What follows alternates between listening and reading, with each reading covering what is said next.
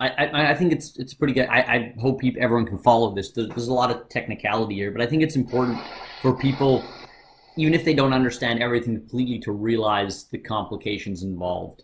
And I think from a practical point of view, because I like to again keep it down to the, let's say, the sports scientist level, is this idea that validating NIRS devices is hard, and NIRS devices validate each other. Like in my example, that well, they all respond the same way, so that's a good idea. So they all, it's not, if one device showed an opposite trending direction, you're going to have some problems. But then to get over that, and you say, well, I don't care just about where my value is moving to. I care about the value, kind of the value that I'm getting out of it on this 0 to 100% scale. It's this using, basically, like you mentioned earlier, an occlusion as a gold standard for validating your device. And you can do this at home if you have a NIRS device. It's easy to check, right? So it's a nice thing to check, and it's probably one of the best ways of going about validating if the NIRS device you bought is working accurately. I'm assuming you see it that way as well. Yeah, and you read Kevin McCulley's papers where he was using devices that didn't read well on a scale of 0 to 100, and he said, well, I'll take what they do read and I'll call their lowest number 0 and I'll call their highest number 100, and he based on a cuff occlusion. Yeah. So he was effectively calibrating that out on a per device, on a per situation basis. So he'd say, well, on this person in this location, when I do a cuff, the device only reads down to 40, but I'm going to say, well, that's as low as they can go, so I'm going to call that 0. And he was using this as a baseline for calculating mitochondrial function, for actually quantifying mitochondrial function. And I think that's really a significant validation of the concept that occlusions should get you close to 0, and when you release the cuff, you should get close to your arterial saturation. I think that concept is valid, and that's how you should evaluate a NIRS device if you're going to use it in that. If you're going to use it, if you're going to use it for like training athletes, and you want to say, you want to make a determination of, is this athlete desaturating well, and you want to use your NIRS device as an evaluation of that, then it better be accurate on a scale of 0 to 100, or you're not going to make correct evaluations of, are they desaturating well, and that can lead to determinations of what's limiting their performance. Are they limited by their mitochondrial function, or is their mitochondrial function more than good enough for their blood delivery? When you're making those kinds of decisions on athletes and how to train them more effectively, you're really basing that on a big part of that is how far can they desaturate. Yeah, so I see it exactly the same way from a practical point of view, for sure. I think the last point that I want to talk to you about was, at least the way that McCulley uses, and he sets this minimum value that you reach, he just sets that at 0 and the maximum at 100. Now, you could make some kind of argument for, just indulge me for a sec, that you could say, well, if we'll just take the Human device as an example, the minimum value I'm getting is 40%, maybe because that's actually what's still left balances out there. Now, and because of that theme of, or that stream of thought, I kind of went a little bit further in my video and said, well, look, I did a ramp test, and I know that in ramp tests we can get venous blood draws that are below 20%, 50%, 10%. And I see then with the Moxie, when I do it, I'm getting, 10% values, 15% values. And I see a range of values between people, but I see lots of people hitting those values that are, usually slightly lower, sometimes significantly lower, but none of them are these higher than venous blood draw values. And I think that there is some boundary of validation that you can set by looking at what are we getting from venous blood draws. And so the logic would be, it doesn't make any sense that if you're measuring muscle oxygenation, so if your capillary muscle oxygenation value makes no sense that it is higher than your venous mixed venous blood, which is going to have, skin and non-metabolic fat blood that's mixing into there, which would be higher. So that's my one point. And the other one is this discussion of, well, when you're measuring with the NIRS in the muscle, are you getting a lot of confusion from the arteriole side, which is going to have more oxygenation than the venual side, which is going to have a lower oxygenation, and maybe that's why you're getting these higher values, because you're looking at more kind of the arterial side. Do you want to comment on that as well? Yeah, I think this is not well understood. You can find a wide range of thoughts on this. So the concept of, well, what percent is arterial blood and what percent is venous blood is one question, and then you also get a question of, well, what percent is hemoglobin and what percent is myoglobin, and I'd say both of those are somewhat unsettled questions at a precise level. But then I'll come back to the occlusion. When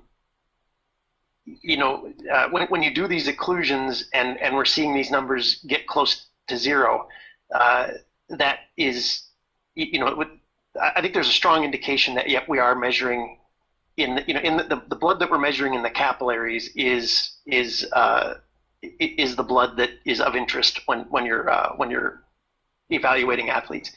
From a measurement perspective, the reason we tend to get to the capillaries and not measure arteries and not measure veins is because we measure the light that didn't get absorbed. And this is a really nonlinear problem, and so it's a little bit challenging to think about. You would think, oh well, you would measure the arteries most strongly because that's where the most blood is, but actually you measure the arteries very weakly because very little light comes back. It's so dense that it's essentially black to the sensor, so no light comes back out of those really optically dense areas.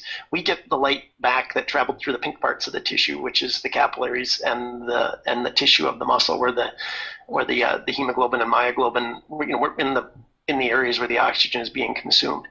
So that's why we don't measure that arterial blood very much. We're measuring in the capillaries and the tissue of the muscle. And the reason, like, people are familiar with the pulse oximeter, that does measure arterial blood, and it is specifically designed to do that. Its algorithm is actually looking for pulsations in that optical signal. That's why it's one of the reasons why it's called a pulse oximeter, and that's how it's able to isolate that arterial blood signal. But for us, the way our system is designed, it really measures in the capillaries and tissue of the muscle. So essentially, if you're looking into the muscle with the Moxy, let's say, the side of it that would be the arteries and arterial side is essentially all the light's going in, nothing's coming back. So the sensor just ignores that because it's not getting any information back. So it's looking at everything on the other side of that equation. Yep, it gets. When I was discussing path length again, it's the same. It's the same issue. When I said, these longer paths are rejected based on the absorbance being high, and so it tends towards the shorter path lengths when the absorbance is higher. Well, in arteries, the absorbance is so high because the blood is so dense in those areas that those paths are just thrown out. They don't contribute to the final answer, and so it's that same nonlinear concept. It's just, instead of being nonlinear in path length, it's kind of nonlinear in optical density, and that optical density is so high that they just don't contribute to the final reading. Which then goes back to the conclusion that if you're measuring on the capillary, or let's say capillary venual end of that side, and it's in the muscle, which is the most metabolically active site, you should have, out of all your tissues, if you're measuring tissue saturation individually in all the tissue, it would make the most sense to me. That would be the place where you would get the lowest reading. Values. And therefore, if you add them all together, it would have to be at least that or more reasonably higher. So your muscle oxygen sensor, assuming it is only sensitive to muscle, which there's some confusion there, you would say that it's it would have to be lower. Yeah, I think that's where I think the right way to say that is those venous blood draws kind of bound the problem. That what you measure with SMO2 should be the same or lower than what you get with a venous blood draw, because it's a mixed venous blood draw. Okay. I think we got through all the topics that I wanted to ask you about, and I hope this was helpful for people. Did you have anything else you wanted to comment on? No, I just to restate the note. I always come back to, if there's a question of is the sensor measuring right, is it working? Boy, do a venous or do an occlusion. Do an occlusion. See what you get, and it's a great sanity check. I mean, that's what we do here when something doesn't.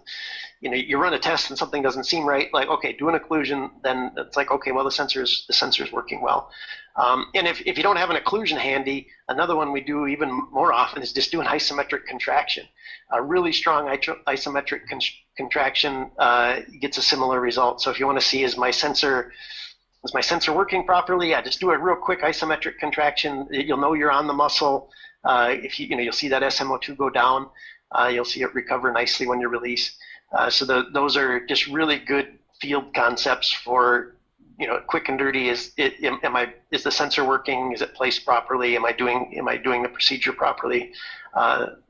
Great way to evaluate that anytime. Yeah, I completely agree, Roger.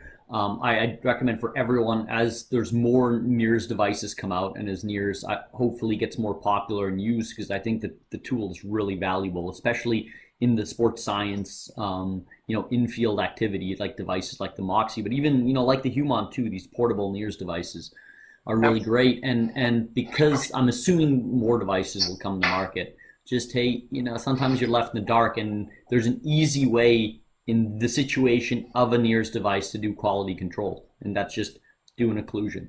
It's easy. Go to your doctor and say that you want to get your blood pressure checked, and then be like, well, just pump it up and hold it there for a little bit. We'll check it after. So, it's easy. It's easy to get done. So I would recommend everyone to do that, to check the quality of their NIRS device. If anyone has any comments on this or on the other videos, please take a look at the other videos as well. I'll put the links up. Please comment. Me and Roger can talk about this again if something is not clear enough or someone wants to comment further or get into more detail, so we can talk about this again. This is pretty long, so it'll probably be a couple parts. Thank you very much, Roger. That was great. It was very helpful. Yeah, thanks for checking the devices out and posting the results. It's really, really helpful, and I think helps to move the science forward, and that's awesome. Okay. All right, Roger, say bye. All right. Bye, everyone. Bye.